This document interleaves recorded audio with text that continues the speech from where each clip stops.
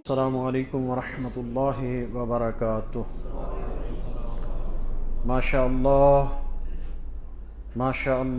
لا حول ولا قوة الا باللہ العلی العظیم۔ اعوذ باللہ من الشیطان اللعین الرجیم۔ بسم اللہ الرحمن الرحیم۔ الحمد للہ الذی ہدانا لدینہ الذی ارتضی وسبیلہ الذی اصطفیٰ ونصرنا لما یوجب الزلفۃ لدیہ والوصول الیہ فامرنا لاداء فرض الجمعات وما اوجب علینا فیہا من الطاعات وقسمہ لأہلہا من البناء والعطاء انہ هو العزیز الحکیم۔ اللہم صل علی محمد المصطفى احمد المجتبى سیدنا و مولانا ابی القاسم محمد اللہم صل علی وآلہ الطیبین الطاہرین المعصومین المنتخبین المظلومین الذین اذہب اللہ عنہم الرجس وطہرہم تطہیرا۔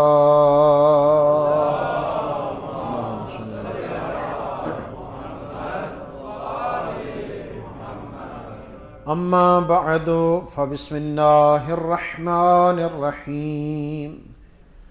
لیتفقہوا فی الدین۔ صلوات اللہم صل علی محمد۔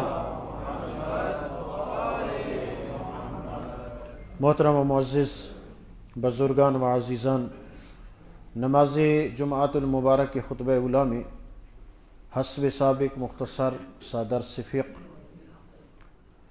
احکام روزہ کے حوالہ سے مبطلات روزہ عرض کر رہے تھے، جن میں سے پہلا مبطل روزہ کھانا اور دوسرا پینا ہے۔ چاہے عادی چیزیں ہوں یا غیر عادی چیزیں، ہر دو کے کھانے پینے سے روزہ باطل ہو جاتا ہے۔ البتہ یہ عمدن کھانا ہو تو روزہ باطل ہوتا ہے، اور فقط باطل نہیں ہوتا بلکہ کفارہ بھی واجب ہو جاتا ہے۔ اگر سہون بھول کر کھا پی لیتا ہے اور جو ہی یاد آتا ہے تو اس کو روک دیتا ہے، جو کچھ منہ میں ہے اسے بہر انڈیل دیتا ہے، تو اس میں کوئی حرج نہیں ہے۔ اسی طرح اگر وہ کوک ہے، کھانا پکانے والے افراد ہیں، وہ نمک مرچ چیک کرنا چاہتے ہیں، زبان پہ لگا کر اس کو تھوک دیں تو اس میں کوئی قباحت نہیں ہے، روزے کو کوئی فرق نہیں پڑتا۔ تیسرا اور چوتھا مبطل روزہ جماع اور استمناء ہے، یعنی شادی شدہ افراد کا اپنی زوجہ محترمہ سے ہم بستری کرنا حالت روزہ میں روزے کو باطل کر دیتا ہے، اور بعید نہیں کہ دونوں پر کفارہ بھی واجب ہو جائے، بلکہ احتیاط واجب کا تقاضا یہ ہے کہ وہ کفارہ بھی دیں گے، روزہ بھی باطل ہو جائے گا اور روزے کی قضا بھی۔ استمناء ہر ایسا کام جس کی وجہ سے انسان جنبی ہو جائے، غسل جنابت واجب ہو جائے، ایسا کرنے سے بھی روزہ باطل ہو جاتا ہے۔ ایک شخص روزہ کی حالت میں محو استراحت ہے، سو گیا ہے، اور سونے کی حالت میں محتلم ہو گیا، اس پہ غسل جنابت واجب ہو گیا، تو اس میں کوئی حرج نہیں ہے، اس کا روزہ درست ہے۔ اس کے بعد پانچواں اور چھٹا مبطل روزہ جو روزے کو باطل کرتا ہے، پانچواں ہے خدا رسول ائمہ ہدا اور جناب سیدہ طاہرہ صدیقہ سلام اللہ علیہا پر بہتان باندھنا، جھوٹ بولنا یا اس کی تائید کرنا روزے کو باطل کر دیتا ہے، اور یہ بہت ہی عمیق ترین شرعی مسئلہ ہے اور اس میں بہت زیادہ محتاط ہونے کی ضرورت ہے، خصوصاً مجالس محافل میں۔ اگر کوئی خطیب، واعظ، ذاکر خطاب کر رہا ہے، مجلس پڑھ رہا ہے، قصائد پڑھ رہا ہے، اور وہ ایسی گفتگو کرتا ہے، ایسی شعر و شاعری کرتا ہے جس میں آیات قرآنی کی نفی ہوتی ہے یا ایسی بات جو نہیں ہے اور اللہ کی طرف منسوب کر دی جاتی ہے، انبیاء کی طرف منسوب کر دی جاتی ہے، ائمہ ہدا کی طرف منسوب کر دی جاتی ہے، جناب سیدہ سلام اللہ علیہا کی طرف منسوب کر دی جاتی ہے، تو جو بیان کر رہا ہے اگر حالت روزہ میں ہے روزہ باطل ہو جائے گا، اور اگر وہ جان بوجھ کر ایسا کر رہا ہے تو کفارہ بھی واجب ہو جائے گا۔ اگر سہون ایسا کرتا ہے یا نقل قول کرتا ہے کہ فلاں نے ایسے کہا ہے، میرا یہ نظریہ نہیں ہے، تو فقط پھر روزہ باطل ہوگا، کفارہ واجب نہیں ہوگا۔ اور اگر وہ بہت محتاط انداز میں اس بات کو نقل کرتا ہے کسی کا حوالہ دے کر، تو پھر اس کا روزہ بھی باطل نہیں ہوگا۔ اب جو سامعین ہیں اب وہ جانتے ہیں کہ یہ جھوٹ بول رہا ہے، غلط روایت بیان کر رہا ہے، شرک کر رہا ہے، یا ائمہ ہدا علیہ الصلوۃ والسلام کی طرف کوئی جھوٹی بات منسوب کر رہا ہے، یا جناب سیدہ سلام اللہ علیہا کی طرف کوئی جھوٹی نسبت دے رہا ہے، اور وہ تائید کرتے ہیں۔ کیسے؟ سر ہلا کر دیتے ہیں، نعرہ لگا کر دیتے ہیں، واہ واہ کر کے کہہ دیتے ہیں۔ ہر صورت میں تائید کرنے والے کا بھی روزہ باطل ہو جائے گا، اور اگر وہ جان بوجھ کر ایسا کر رہا ہے تو کفارہ بھی واجب ہو جائے گا۔ اگر ویسے وہ جوش خطابت سن کر اور برداشت نہیں کر سکتا اور جذبات میں آ کر اس نے سہون ایسا کر دیا تو فقط روزہ باطل ہوگا اور کفارہ واجب نہیں ہوگا۔ اگر وہ جانتا ہے کہ یہ بندہ جو آیا ہے یہ ہمیشہ منفی گفتگو کرتا ہے اور ایسی روایات کو بیان کرتا ہے جو شرعی اعتبار سے صدق پہ، صداقت پہ فائز نہیں ہے، تو ایسے بندے کو سننا بھی حالت روزہ میں ویسے بھی جائز نہیں ہے، اور حالت روزہ میں سنے گا تو روزہ بھی باطل ہو جائے گا، اور جان بوجھ کر آیا ہے جاننے کے باوجود تو اس پر کفارہ بھی واجب ہو جائے گا۔ بہت احتیاط کی ضرورت ہے۔ غبار غلیظ کا حلق تک پہنچانا یہ بھی روزے کو باطل کر دیتا ہے، چاہے وہ حلال غبار ہو یا حرام ہو۔ مثال کے طور پر مٹی پاک تو ہے لیکن اس کا کھانا پینا جائز نہیں ہے۔ اگر جھاڑو برداری کر رہا ہے یا مثال کے طور پر اندھیری طوفان آیا ہوا ہے، گرد و غبار بہت زیادہ اڑ رہی ہے، تو اس کے لیے ضروری ہے، آج کل تو ماشاءاللہ ہر بندے نے ماسک پہنا ہوا ہوتا ہے، لہٰذا اگر نہیں پہنا ہوا تو اس نے احتیاط کرنی ہے، منہ پہ کپڑا دینا ہے، ہاتھ دینا ہے، اور اس غبار سے اپنے ناک کو اور منہ کو بچانا ہے تاکہ وہ گرد جو ہے، ڈسٹ جو ہے وہ حلق تک نہ پہنچے۔ اگر وہ حلال چیز ہے جیسے آٹا ہے، اس کی ڈسٹ جو ہے وہ چکی پہ چلا گیا ہے اور وہ آٹا اڑ رہا ہے اور اس کے گلے تک پہنچ جاتا ہے، تو یہ بھی جائز نہیں ہے، یہ بھی مبطلات روزہ میں سے ہے۔ ہاں البتہ احتیاط کے باوجود تھوڑا بہت آٹا یا وہ ڈسٹ وغیرہ حلق تک جاتی ہے اور اس کو بہر اس کا اخراج کر دیتا ہے تو پھر کوئی حرج نہیں ہے۔ اس کے بعد جو 7واں مبطل روزہ ہے وہ ہے قے کرنا۔ ایک ہوتا ہے قے کا آنا غیر اختیاری طور پر، اس سے روزہ باطل نہیں ہوتا، اور لیکن شرط یہ ہے کہ جب قے آئے تو پوری کی پوری قے کو بہر انڈیل دے، روزے کو کوئی فرق نہیں پڑتا۔ ایسی غذاؤں کا استعمال کرنا، یا مثال کے طور پر اس کو کھٹی ڈکاریں آ رہی ہیں، بار بار ڈکاریں، اور ڈکار کے ساتھ کچھ مواد جو ہے وہ حلق تک آتا ہے تو اس کو بھی بہر خارج کرنا واجب اور لازم ہے۔ اور قے اگر کرتا ہے، ایک ہے قے کا آنا، ایک ہے قے کرنا۔ مثال کے طور پر مکھی مچھر اس کے گلے میں گیا اور وہ اندر چلا گیا، اگر اس نے عمدن ایسا کیا ہے تو روزہ باطل ہو جائے گا، اگر سہون ہوا ہے تو روزہ باطل نہیں۔ اب اس کو کراہت آتی ہے اور یہ انگلی مار کے قے کریں تاکہ وہ مکھی مچھر باہر نکل جائے، یہ جائز نہیں ہے. اب جو بیچارہ کیا ہے اس کو اندر ہی رہنے دیں، ورنہ قے کریں گے تو روزہ باطل ہو جائے گا، اور مسئلہ جانتے ہوئے جان بوجھ کر ایسا کریں گے تو کفارہ بھی واجب ہو جائے گا. اس کے بعد جو مبطل روزہ ہے وہ ہے آذان صبح تک حالت جنابت، حیض، نفاس میں یا استحاضہ میں رہنا، جبکہ اس کی ذمہ داری غسل ہے یا تیمم ہے. آذان صبح سے پہلے اگر غسل تیمم اس پہ جو بھی واجب ہے اس کو بجا لائے گا تاکہ وہ روزہ رکھنے کے لیے جو ہے آمادہ ہو جائے اور اس کا روزہ اور اس کی عبادات درست ہوں. اگر وہ آذان صبح تک حالت جنب میں رہتا ہے یا باقی کوئی غسل واجب ہے اور اس نے غسل نہیں کیا تو فرمایا جو ہی صدائے اللہ اکبر ہوئی اس کو یاد آیا کہ میں نے تو غسل کرنا تھا، میں نے غسل نہیں کیا. اب اس پر واجب ہے کہ فوراً بلا توقف تیمم کرے تاکہ روزہ اس کا بچ جائے. اس کے بعد نماز کے لیے دوبارہ غسل کر لے. یہ وقت کے تنگی کی وجہ سے اس پر تیمم واجب ہو جائے گا وضو غسل کے بدلے میں، لہذا فوراً تیمم کرے گا، اس کا روزہ انشاءاللہ درست ہوگا. لیکن بعد میں یہ نماز پڑھنے کے لیے غسل کرنا اس پر واجب اور لازم ہے. خالق کی کائنات ہم سب کو تفقہ فی الدین کرنے اور اس کے مطابق عمل کی توفیق عظیمہ عطا فرمائے. ان احسن الحدیث وابلغ الموعظہ کتاب اللہ. اعوذ باللہ من الشیطان اللعین الرجیم. بسم اللہ الرحمن الرحیم.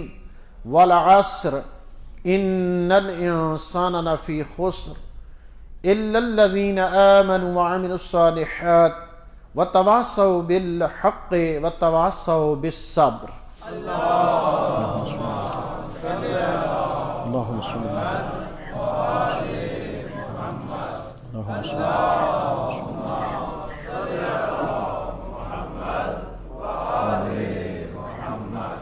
اللهم صل على محمد.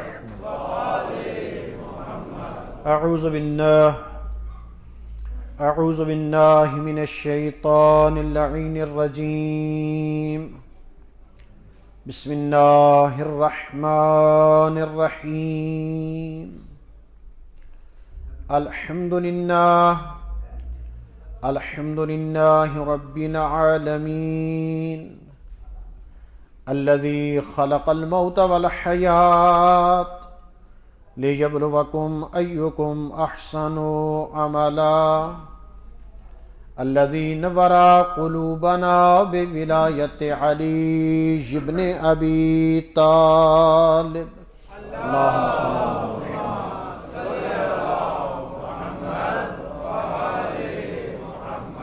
رب اشرح لي صدري ويسر لي أمري واحلل عقدة من لساني يفقهوا قولي.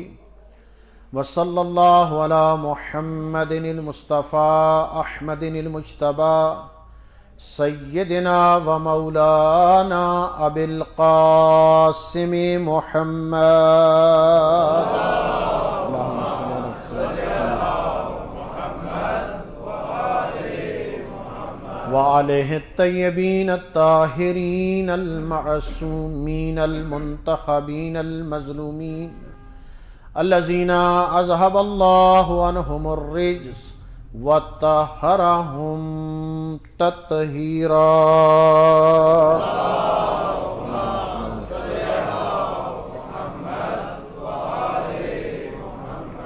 أما بعد فقد قال الله سبحانه وتعالى في كتابه المجيد والفرقان الحميد وقوله الحق وهو أصدق الصادقين. فبسم الله الرحمن الرحيم. يا أيها الذين آمنوا كتب عليكم الصيام كما كتب على الذين من قبلكم لعلكم تتقون. صلوات. اللهم صل على محمد وآل محمد. محترم و معزز بزرگان عزیزان، ارجمندان توحید، فرزندان امام زمان عجل اللہ تعالی فرجہ الشریف، نماز جمعۃ المبارک کے خطبہ ثانیہ میں سب سے پہلے اپنے آپ کو اور پھر آپ سب احباب کو تقوی خداوندی کی وصیت و نصیحت کرتا ہوں۔ بارگاہ احدیت و صمدیت میں دعا گو ہوں، خلاق دو عالم لم یزل ولا یزال، ہم سب کو کما حقہ مولی متقیان حضرت علی ابن ابی طالب علیہ الصلوۃ والسلام ارواحنا لہ الفدا کے نقش قدم سیرت طیبہ پہ چل کر حقیقی موالی مواحد مومن متقی شیعہ عزادار بننے کی توفیق عظیمہ عطا فرمائے۔ حضرات محترم، انتہائی فیوز و برکات کا ماہ مقدس، رحمت، مغفرت اور نجات کا یہ مہینہ، روایات میں ماہ مقدس کے پہلے عشرے کو رحمت کا عشرہ کہا جاتا ہے، اور الحمدللہ آج وہ اختتام پذیر ہو رہا ہے۔ آج 10واں روزہ ہے، پہلا عشرہ رحمت مکمل ہو رہا ہے۔ خوش قسمت اور سعادت مند ہیں وہ مومنین جنہوں نے اس عشرہ ماہ رمضان المبارک میں اللہ کی رحمتوں میں غوطہ زنی کی اور اپنے آپ کو اس رحمت سے مستفیض کیا، اور وہ کیسے کیا؟ اللہ کا قرب حاصل کر کے، تقوی الہی حاصل کر کے، قرآن مجید کی تلاوت کر کے، فرامین معصومین کو پڑھ کر، سمجھ کر، ان پہ عمل پیرا ہو کر، اور الحمدللہ یہاں نماز فجر کے بعد باقاعدگی کے ساتھ درس ہوتا ہے جس میں آیات، احادیث، فرامین، اخلاقیات اور فقہ، اور وہاں مصائب آل محمد کا بھی ایک دو جملہ عرض کیا جاتا ہے۔ یعنی ہم اس درس کو مکمل، کامل، اکمل مجلس بنا کر پیش کرتے ہیں تاکہ ہم سب کے مرحومین کے درجات بلند ہوں، لہٰذا اس میں شریک ہونا بہت بڑی عظمت ہے، رحمت ہے۔ اور اس کے بعد جو دوسرا عشرہ رمضان المبارک ہے وہ عشرہ مغفرت ہے، گناہوں کی معافی کا یہ عشرہ کل صبح سے انشاءاللہ اس کا آغاز ہو رہا ہے۔ مغفرت سب سے اہم ترین دعاؤں میں سے جو دعا ہے، معصومین علیہ الصلوۃ والسلام نے ہر موقع پر جب استفسار کیا جاتا کہ مولا اللہ کی بارگاہ سے کیا طلب کیا جائے، کیا مانگا جائے، ہر معصوم فرماتے تھے مغفرت طلب کی جائے، استغفار کیا جائے۔ اس عشرے میں استغفار کرنا، مغفرت طلب کرنا، اور ایک بہت خوبصورت ترین روایت ہے، پاک پیغمبر علیہ الصلوۃ والسلام ارواحنا لہ الفدا مسند نبوت و رسالت پہ رونق افروز ہیں۔ ایک سائل آتا ہے، اصحاب کا جمع غفیر ہے، عرض کرتا ہے اے اللہ کے رسول، میرے ہاں رزق کی کمی ہے، میرے لیے کوئی عمل بیان کیجئے تاکہ میرے رزق میں فراوانی ہو۔ آپ علیہ الصلوۃ والسلام نے فرمایا تو کثرت سے استغفار پڑھا کر۔ وہ گیا، چند لمحوں کے بعد دوسرا سائل آ گیا، اصحاب وہی موجود ہیں، عرض کی یا رسول اللہ میرے ہاں اولاد نرینہ نہیں ہے، مجھے کوئی ایسا عمل بتائیے تاکہ مجھے اللہ اولاد نرینہ عطا کرے۔ آپ علیہ الصلوۃ والسلام نے فرمایا کہ آپ استغفار پڑھا کریں۔ تیسرا شخص آیا، اس نے اپنی پریشانی کا بتلایا، آپ علیہ الصلوۃ والسلام نے فرمایا استغفار پڑھا کریں۔ کئی افراد آئے جن کا الگ الگ مسئلہ تھا، آپ علیہ الصلوۃ والسلام نے فرمایا آپ استغفار پڑھیں، آپ استغفار پڑھیں۔ ایک صحابی نے جسارت کی، عرض کی یا رسول اللہ جو بھی آتا ہے الگ الگ اپنا مسئلہ بیان کرتا ہے، آپ ان کو ایک ہی جواب دے رہے ہیں۔ عظیم پیغمبر فرماتے ہیں استغفار وہ اسم اعظم ہے جس سے ہر مشکل حل ہو جاتی ہے، انسان اللہ کے قریب ہو جاتا ہے، اور محمد و اہل بیت محمد کا بہترین وسیلہ اسے مل جاتا ہے۔ جب وہ استغفار کرتا ہے اللہ کا قرب پاتا ہے، اور قرب الہی میں انسان کبھی خالی واپس نہیں آتا، انسان کبھی خالی گود لے کر نہیں آتا۔ لذا استغفار بہترین اکثیر عمل ہے جس کو کثرت سے بجا لانا چاہیے۔ فرمایا اگر قبر روشن چاہتے ہو، اگر منکر و نکیر کے سوالات کی آسانی چاہتے ہو، عالم برزخ کی تنگیوں سے نجات چاہتے ہو، معاشر کی گرمی سے نجات چاہتے ہو، اپنی زبان پہ استغفار کو کثرت سے جاری کیا کرو۔ یہ عشرہ مغفرت، یہ بہترین استغفار اس عشرے کا عمل ہے. اور استغفار صغیر بھی پڑھیں، استغفار کبیر بھی پڑھیں. استغفر اللہ ربی و اتوب الیہ، یہ استغفار صغیر ہے. استغفر اللہ ربی من کل ذنب و اتوب الیہ، یہ استغفار کبیر ہے. فرمایا دونوں کا ورد کرو. جبکہ پچھلے 2 مہینوں میں رجب اور شعبان میں ہمیں حکم تھا کہ ہم اس انداز میں استغفار کریں، استغفر اللہ و اتوب الیہ و اسأل التوبہ.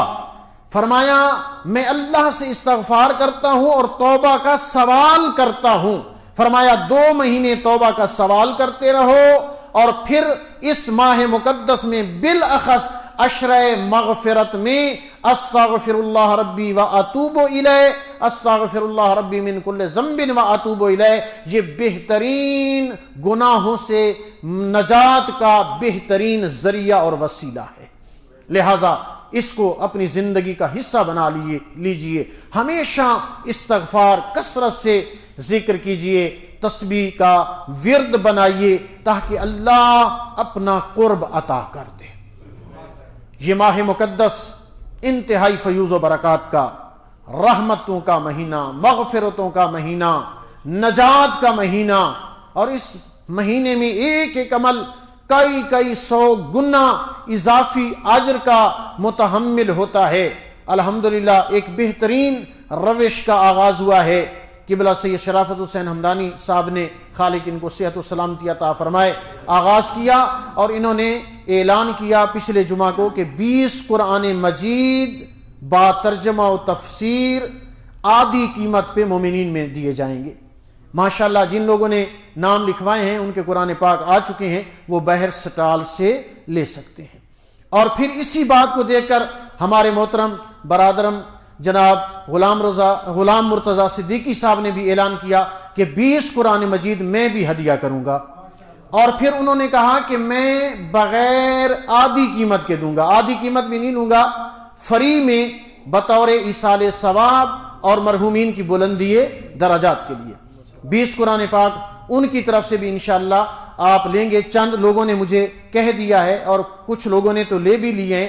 آپ انشاءاللہ نماز عصر کے بعد وہ بھی جو احباب شوق رکھتے ہیں ترجمہ اور تفسیر کا، مفسر قرآن قبلہ شیخ محسن علی نجفی دامت ظلہ کا وہ ترجمہ اور تفسیر ہے، انشاءاللہ آپ اس سے استفادہ کریں گے. اب اگر 40 افراد تک 2 جمعوں میں ایک ترجمہ اور با تفسیر قرآن مجید پہنچ جاتا ہے اور وہ پڑھتے ہیں، اور فرمایا کہ جو قرآن کی تلاوت کرتا ہے اور اس کو ہر حرف کے بدلے میں 10 نیکیاں عطا کی جاتی ہیں. اگر اس نے کہا الف لام میم تو یہ 30 نیکیوں کا وہ حقدار اور مستحق بن جاتا ہے فقط تلاوت کرنے سے، الف لام میم. اگر وہ اس کو زیارت کرتا ہے اس لفظ کو، پھر اس کا ترجمہ پڑھتا ہے، پھر اس کی تفسیر پڑھتا ہے، آپ خود اندازہ لگائیں کہ اس ماہ مقدس میں ویسے بھی قرآن کا پڑھنا بہت بڑی عظمت ہے، لیکن اس ماہ مقدس میں جو مہینہ قرآن کی بہار کا مہینہ ہے، اس مہینے میں آپ قرآن کی تلاوت کریں گے تو کتنی عظمت ہوگی. فرمایا اگر کوئی قرآن پڑھا ہوا نہیں ہے، قرآن پڑھنا اسے نہیں آتا، وہ قرآن کو کھولے، ہر سطر پہ بسم اللہ الرحمن الرحیم کی تلاوت کرے، شہادت کی انگلی اس پھیرتا چلا جائے. فرمایا اس دن شہادت کی انگلی اس کے لیے دودھ کی نہر بن جائے گی. جس دن عالم نفسا نفسی ہوگا، ایک ایک انسان کے پسینے سے 70 اونٹ سیراب ہوں گے. جو تلاوت قرآن نہیں کر سکتا تھا، فقط بسم اللہ الرحمن الرحیم پڑھ کر اپنی شہادت کی انگلی ہر سطر پہ پھیرتا تھا، اس کی شہادت کی انگلی ایک نہر بن جائے گی اور اس کو سیراب کرے گی. لہذا جو قرآن نہیں پڑھا ہوا، جب اس کو یہ تشویق پیدا ہوگی، یہ رغبت پیدا ہوگی کہ میں قرآن کی زیارت کروں گا، قرآن کو سینے سے لگاؤں گا، قرآن کو کھولوں گا، قرآن کی ہر سطر پہ بسم اللہ پڑھوں گا. فرمایا اس کا اتنا بڑا درجہ ہے اور اتنی بلندی اور رفعت ہے اور اتنی انسان کی روحانیت میں اضافہ ہو جاتا ہے. جو مومن ترجمہ بھی پڑھے، تلاوت بھی پڑھے اور اس کی تفاسیر کی طرف بھی متوجہ ہو جائے تو وہ کتنا باعظمت مومن ہوگا۔ اور پھر فرمایا کہ جب اس انداز میں اپنی صبح کا آغاز کرتا ہے نماز فریضہ کی ادائیگی کے بعد، فرمایا پھر دیکھے وہ اپنے آپ پہ توجہ کرے کہ کس انداز میں اللہ اس پہ مہربان ہو رہا ہے، اس قرآن کے صدقے میں، اس قرآن کی عظمت سے اس پہ اللہ کتنا مہربان ہے اور اس کا دن کتنا باعظمت گزرتا ہے۔ لہذا جہاں پہ بہت ساری ہم عبادات کرتے ہیں، تعقیبات کرتے ہیں، تسبیحاں پڑھتے ہیں، زیارت عاشورہ کا جو ہے ہم سعادت حاصل کرتے ہیں، زیارت عاشورہ کی تلاوت کرتے ہیں، دعائے عہد، دعائے صباح، دعائے صباح بھی تلاوت کرتے ہیں، دعائے جوشن کبیر ہے، دعائے کمیل ہے، دعائے ندبہ ہے، یہ ساری چیزیں انسان کو منزل روحانیت پہ فیض کرتی ہیں۔ اور یہی تقوی ہے، لعلکم تتقون، یہ روزے کیوں فرض کیے گئے ہیں؟ تاکہ تم صاحب تقوی بن جاؤ۔ اور وہ ہستیاں جنہوں نے عملی طور پر تقوی ہمیں دکھایا ہے، ان کی عظمت کو سلام، ہم ان کے فالور بنیں، ہم ان کو فالو کریں، ان کے نقش قدم اور نقش پا پہ چلیں۔ اور آج کا دن ایک بہت بڑی اہمیت کا دن ہے، 10 رمضان المبارک ہے۔ ام المؤمنین جناب سیدہ خدیجۃ الکبریٰ سلام اللہ علیہا، جو زوجہ نبی مکرم ہیں، وجہ تخلیق کائنات کی زوجہ ہونے کا جس بی بی کو شرف نصیب ہوا، وہ سب سے پہلے جناب سیدہ خدیجۃ الکبریٰ سلام اللہ علیہا ہے۔ آج بی بی کا وصال ہے، وفات حسرت آیات ہے، اور اس بی بی کے فضائل کس انداز میں بیان کیے جائیں، اس بی بی کی فضیلت کا یہاں سے پتہ چلتا ہے کہ جس سال مقدس میں بی بی کا وصال ہوا، وفات حسرت آیات ہوئی، اور یکے بعد دیگرے جناب رسول مکرم کے چچا جناب ابو طالب علیہ السلام کی وفات حسرت آیات ہوئی، ان دو شخصیات کی وفات کی وجہ سے پاک پیغمبر وما ینطق عن الہوا کے مصداق نبی نے اس سال کو عام الحزن کا سال قرار دیا۔ آپ دیکھیں ان ہستیوں کی کتنی عظمت ہے، اور اس قلب محمد میں ان ہستیوں کا کتنا مقام بلند ہے کہ دو ہستیوں کی وفات ہوتی ہے، پاک رسول غمگین ہوتے ہیں، حزن و ملال اختیار کرتے ہیں، اور اپنی زبان اطہر سے فرماتے ہیں کہ یہ پورا سال عام الحزن کا سال ہے، یہ غم کا سال ہے، پورا سال ان دو شخصیات کا غم منایا جائے۔ پاک پیغمبر بھی حزن و ملال کر رہے ہیں، اور جناب سیدہ خدیجۃ الکبریٰ کو یاد کر کے گریہ فرمایا کرتے تھے، اور بی بی کی زندگی میں کوئی دوسری خاتون بی بی کے جگہ پہ نہیں آئی، اور پاک رسول فرماتے تھے جیسی زوجہ اللہ نے مجھے خدیجۃ الکبریٰ سلام اللہ علیہا کی صورت میں عطا کی ہے، ایسی خاتون مجھے زندگی بھر میسر نہیں آئی۔ روایات میں 9، 11 یا 13 بیویاں ہیں پاک رسول صلی اللہ علیہ وآلہ وسلم کی، ان تمام میں جو عظمت حاصل ہے وہ جناب سیدہ خدیجۃ الکبریٰ کو حاصل ہے۔ اور میں آج مطالعہ کر کے قبلہ شیخ محسن علی نصفی دامت ظلہ العالی کی طرف سے ہمیں جمعے کا خطبہ ارسال ہوتا ہے ہر بدھ والے دن، آج میں اس کا مطالعہ کر رہا تھا، اور اس میں بی بی کے فضائل لکھے ہوئے تھے۔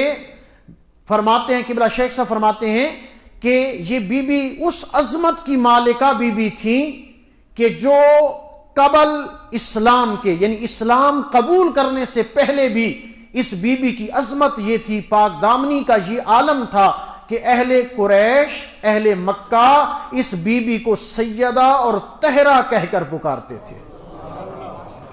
اور یہاں پہ پتہ چلتا ہے کہ جس طرح پاک رسول اعلان نبوت اور رسالت سے پہلے آمین و صادق کا لقب پا چکے تھے، ان کے ہم سفر اور شریک حیات وہ بن رہی ہے جو اسلام قبول کرنے سے پہلے بھی طاہرہ اور سیدہ کے نام سے ملقب تھی۔ اتنی پاک دامن بی بی تھی کہ لوگ طاہرہ کہہ کر پکارتے تھے۔ اور پھر قبلہ صاحب نے فرمایا کہ یہ بی بی آخری لمحات تک طاہرہ ہو کر اس دنیا سے واپس گئی، طاہرہ، سیدہ اور طاہرہ۔ اور اللہ نے اس بی بی کو اتنا مال و دولت عطا کیا تھا کہ اسلام کا آغاز، میں نے آج یہ جملہ پڑھا، شاید آپ نے پہلے سنا ہو یا نہ سنا ہو، میں نے کم از کم آج یہ پہلی مرتبہ یہ جملہ مطالعہ کیا ہے کہ جناب سیدہ طاہرہ صدیقہ بی بی طاہرہ ختیجۃ الکبریٰ کا مال تھا جو سب سے پہلی اسلام کی دعوت، وہ مجمع لگا اور وہ بہترین ایک اجتماع تھا اسلام کا، دعوت ذوالعشیرہ کے نام سے، جو 3 دن مسلسل دعوت جاری رہی۔ اس دعوت کا سارا خرچہ بی بی ختیجۃ الکبریٰ کا تھا، وہ خرچہ جناب سیدہ ختیجۃ الکبریٰ نے۔ پھر شیب ابی طالب میں 3 سال، یکم محرم اور سن 7 عام الفیل کا سال تھا، 7واں سال تھا جناب پاک پیغمبر کی بعثت کا، اور 10ویں سال تک یعنی 3 سال ذی الحجہ جو ہے وہ 2010 تک، عام الفیل 10 تک 3 سال مسلسل مکہ نے سوشل بائیکاٹ کیا اور ہجرت پہ مجبور کیا۔ شیب ابی طالب میں محمد و اہل بیت محمد علیہ السلام نے پناہ لی۔ ان 3 سالوں کا جتنا بھی خرچہ ہے وہ جناب سیدہ ختیجۃ الکبریٰ کا تھا۔ اور مکہ سے جب اسلام قبول کرنے والے لوگوں کو بدر کیا گیا، ہجرت میں مجبور کیا گیا، جن میں سب سے سر فہرست جناب بلال حبشی ہیں، فرمایا ان میں سب سے پہلی جو ہجرت ہے اس میں 17 مرد اور 4 خواتین تھیں، ان کی آمد و رفت کا سارا خرچہ۔ پھر دوسرا قافلہ 85 مرد اور 34 خواتین تھیں، ان کے سارے کا سارا خرچہ بی بی ختیجۃ الکبریٰ نے اٹھایا۔ اس خرچے کو بھی بی بی سیدہ ختیجۃ الکبریٰ نے۔ اور پھر فرمایا کہ مکہ اور قرب و جوار میں جتنے مستحقین ہوتے تھے ان کی ضروریات جناب ختیجۃ الکبریٰ کے مال سے پوری کی جاتی تھی۔ اور پھر اس سے بڑھ کر بی بی کی عظمت کو کیا سلام ہے کہ جب اسلام قبول کیا اور زوجیت رسول میں آئیں۔ اور میں یہ بھی عرض کروں، بزرگان نے یہ فرمایا ہے کہ کہا جاتا ہے کہ بی بی 40 سال کی تھیں، ہماری سکولوں کی کتابوں میں بھی یہ موجود ہے، کہا کہ بی بی 40 سال کی نہیں تھیں، اس سے کم عمر تھیں، اور بی بی باکرہ تھی جب رسول کے ازدواج میں آئیں۔ اسی لیے تو اس کو سیدہ اور طاہرہ کا لقب ملا تھا کہ وہ پاک دامن بی بی تھیں۔ فرمایا جب اسلام قبول کیا، زوجیت پیغمبر میں جناب سیدہ ختیجۃ الکبریٰ آئیں تو اعلان کیا کہ جو بھی مقروض ہے وہ اپنا قرضہ معاف کراتا چلا جائے اور کلمہ لا الہ الا اللہ محمد الرسول اللہ کا اقرار کرتا چلا جائے۔ بی بی کے مال سے لوگوں نے قرضے معاف کروائے، قرضے ادا کیے، اور کلمہ اسلام پڑھ کر اسلام کے دائرے میں داخل ہوئے۔ یہ بی بی فقط سیدہ اور طاہرہ نہیں ہیں، بلکہ یہ بی بی محسنہ اسلام ہیں، یہ محسن اسلام بی بی ہیں۔ اور جناب ابو طالب بھی اسی طرح محسن اسلام ہیں، محسن رسالت و نبوت ہیں۔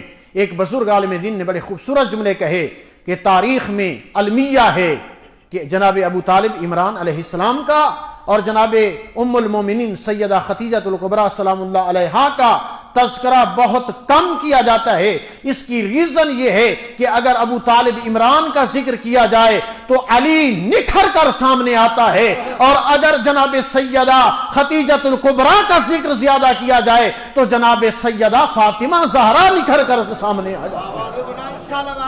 اللہم صلی علی محمد، کیونکہ اسلام کی بقا ہی علی و زہرا سے ہے۔ اگر ان ہستیوں کا ذکر کریں تو علی و زہرا سامنے آ جاتے ہیں، اس لیے ان کا ذکر نہیں کیا جاتا۔ عزادار وقت کے دامن میں گنجائش نہیں ہے، بی بی کا وصال ہے، وفات کا دن ہے، وفات حسرت آیات ہے، پاک رسول اسے عام الحزن قرار دے رہے ہیں، گریہ فرما رہے ہیں۔ آؤ ایک آنسو بہا لیں تاکہ ہم بھی رسول کی بارگاہ میں سرخ روح ہو جائیں، زہرا کی بارگاہ میں سرخ روح ہو جائیں۔ عزادار و زیادہ نہیں، ایک جملہ کہنا چاہتا ہوں، آخری لمحات ہیں جناب سیدہ ختیجۃ الکبریٰ کے، پاک رسول قریب ہیں سیدہ ختیجۃ الکبریٰ کے۔ جناب عظیم پیغمبر نے وما ینطق عن الہویٰ کی مصداق نبی نے فرمایا ختیجہ میں چاہتا ہوں کوئی مجھے وصیت کر، کوئی اپنی آخری خواہش اور تمنا مجھے بتلا تاکہ میں اسے پورا کر سکوں۔ آپ نے اتنی مال و دولت کے بعد قسمہ پرسی اور فاقوں والی زندگی میرے ساتھ گزاری، کوئی آخری خواہش کریں۔ عزادارو اگر پتھر کا دل ہے تو جملہ سن لینا۔ عزادارو جناب سیدہ خدیجۃ الکبریٰ عرض کرتی ہیں اے اللہ کے رسول میں عجیب مناظر دیکھ رہی ہوں، مجھے ہول پڑ رہے ہیں، میری آخری خواہش یہ ہے میری وفات کے بعد میری زہرا کبھی نہ روئے، میری فاطمہ زہرا کبھی نہ روئے۔ عزادارو سوال یہ کرنا چاہتا ہوں، کیا جناب خدیجۃ الکبریٰ کی وفات کے بعد جناب سیدہ کا احترام کیا گیا؟ جناب سیدہ کا احترام کیا گیا نہیں عزادارو، اتنے ظلم کیے، بابا کی قبر پہ کھڑے ہو کر رو کر کہتی صبت علیہ مصائب لو انہا صبت علی الایام سرنا لیا۔ او بابا، او من مٹیوں کے نیچے سو جانے والے میرے بابا، آ دیکھ تیرے بعد زہرا پہ مصیبتوں کے پہاڑ آ گئے، اجرک من اللہ۔ عزادارو علی و زہرا کا ذکر کو بھی چھپایا جاتا ہے، ابو طالب و سیدہ خدیجۃ الکبریٰ کے ذکر کو بھی چھپایا جاتا ہے، اور آج ان کے چاہنے والے مصائب اور مشکلات میں گھرے ہوئے ہیں۔ مسنگ پرسن آپ نے سوشل میڈیا پہ دیکھا ہوگا، اخبارات میں پڑھا ہوگا کہ تشیع کے، فقہ جعفریہ کے ایسے نوجوان، ایسے ڈاکٹر، انجینئر، علماء جن کو رات کی تاریکی میں عجیب انداز میں اغوا کیا جاتا ہے، کوئی ریزن نہیں بتائی جاتی، اور ان کو قید و بند کی صعوبتوں میں ڈال دیا جاتا ہے۔ کئی سال گزر چکے ہیں، مائیں بہنیں بیٹیاں انتظار کر رہی ہیں ان کے رہائی کے لیے، ان کی بازیابی کے لیے۔ تنظیموں نے ایک پرامن احتجاج کا اہتمام کیا ہے، کل پریس کلب راولپنڈی میں 2 بجے، آپ سے التماس ہے اس میں بھرپور شرکت کریں۔ اولاً تو 4 بجے وہ اختتام پذیر ہو جائے گا، لیکن اگر اس نے دھرنے کی شکل اختیار کی تو رات تک بھی وہ جا سکتا ہے۔ وہی شخص اس میں شرکت کرے جو اتنا سٹمنا رکھتا ہو اور وہاں بیٹھنے کی قوت اور طاقت رکھتا ہو۔ خالق ہم سب کی توفیقات میں اضافہ فرمائے اور ہمیں مستضعفین جہاں کے لیے آواز حق بلند کرنے کی توفیق عطا فرمائے۔ پروردگارہ آج کے دن کی عظمت کا واسطہ ہمارے آقا اور مولا امام زمانہ کے ظہور میں تعجیل فرما، حاضرین کو صحت اور سلامتیاں عطا فرما۔ ان اللہ و ملائکتہ یصلون علی النبی یا ایھا الذین آمنوا صلوا علیہ وسلموا تسلیما۔ اللہم صل علی محمد المصطفى وعلی المرتضى وفاطمة الزہراء سیدۃ نساء العالمین والحسن المجتبى والحسین الشہید بکربلاء وزین العابدین ومحمد باقر وجعفر صادق وموسیٰ کاظم وعلی رضا ومحمد تقی وعلی نقی والحسن العسکری والحجة القائم المہدی آخر الزمان